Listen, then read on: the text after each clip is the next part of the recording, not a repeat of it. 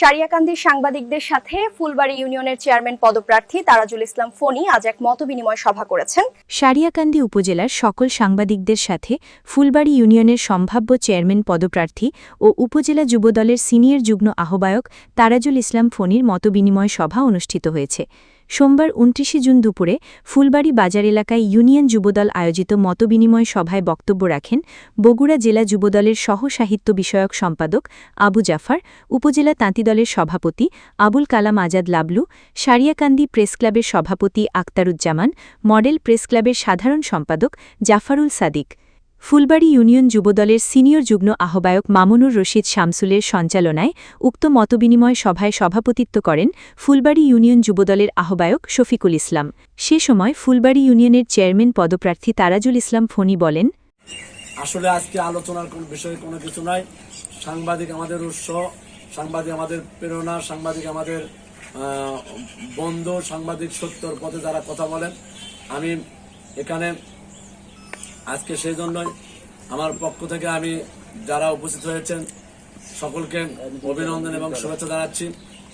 সে সাথে বলতে চাই, আসলে একজন সাংবাদিক দেশের ন্যায়ের পথে, যেমন জাহিদুল মেম্বার কথা বলে গেছেন, আমাদের দীর্ঘদিন পরে বাংলাদেশ জাতীয়তাবাদী দল বিএনপি ক্ষমতায়, আমাদের সারিয়াকান্দি সোনাতলার নবনির্বাচিত মানে মানুষের ভোটে নির্বাচিত এমপি মহোদয়, যিনি এই সারিয়াকান্দি সোনাতলাকে মডেল হিসেবে মডেল উপজেলা করার ক্ষেত্রে যিনি প্রাণপণ চেষ্টা করে যাচ্ছেন। আপনারা জানেন যে আমাদের আলহাজ কাজী রফিকুল ইসলাম এমপি মহোদয় এই সারিয়াকান্দিতে ইতিমধ্যেই উন্নয়নের ধারা অব্যাহত রেখেছেন। মসজিদ, মাদ্রাসা এবং ঈদগাহ মাঠ সহ এবং মাদক নিয়ন্ত্রণে এবং এই সারিয়াকান্দি থেকে জামালপুর সেতু নির্মাণের জন্য উনি মন্ত্রণালয় বিভিন্নভাবে উনি প্রাণপণ চেষ্টা করে যাচ্ছে। আমি দোয়া চাই আমাদের দেশনেত্রী বেগম খালেদা জিয়ার জন্য, আমি দোয়া চাই আমাদের বাংলাদেশের প্রধানমন্ত্রী, যিনি ইতিমধ্যেই বিশ্বের কাছে একটি নাম ভালো একটা জায়গায় পৌঁছে গেছেন, তারেক রহমান।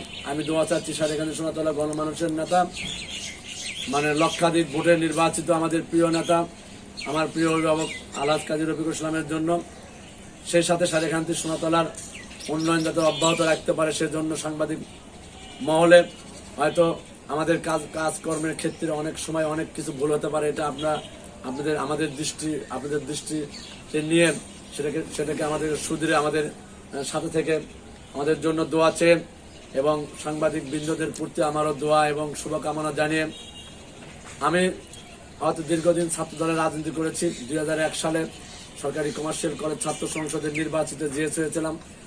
আমি 3টি বছর বগুড়াতে এই সরকারি কলেজ চালিয়ে এসেছি। তারপরে 2009-এর মাঝামাঝি এসে এই সারিয়াকান্দিতে ভোট করে আমি ছাত্র দলের সভাপতি নির্বাচিত হয়েছিলাম। আমি তারপরে দীর্ঘ 17 সালের শেষের দিকে আমি এই সারিয়াকান্দি উপজেলা যুবদলের সিনিয়র যুগ্ম আহ্বায়ক তথা সেক্রেটারির দায়িত্ব এখন পর্যন্ত পালন করছি। সামনে আপনাদের দোয়া কামনা করছি এবং ফুলবাড়ী ইউনিয়ন সামনে নির্বাচন হওয়ার সম্ভাবনা আছে।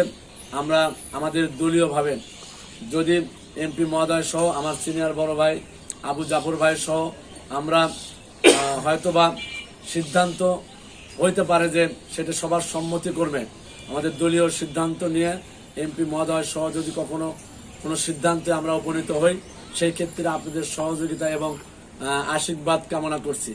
এই কথা বলেই আপনাদের সকলের সুস্বাস্থ্য দীর্ঘায়ু কামনা করে আপনাদেরকে ধন্যবাদ জানিয়ে আমি আমার কথা বলা শেষ করছি। আল্লাহ হাফেজ।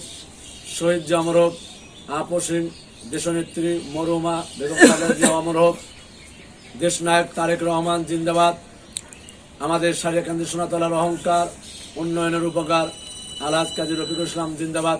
সকল সাংবাদিক বৃন্দকে ধন্যবাদ। আসসালামু আলাইকুম রহমতুল্লাহি ওয়া বারাকাতুহু।